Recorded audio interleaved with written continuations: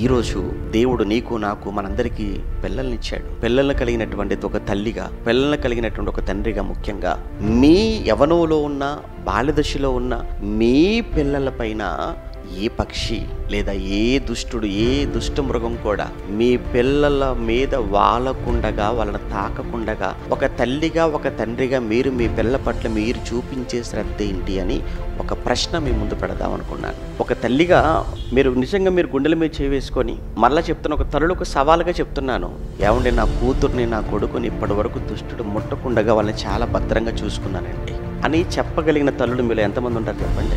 దుష్టుడు కన్ను నా కూతురు మీద పడలేదండి ఇప్పటి వరకు.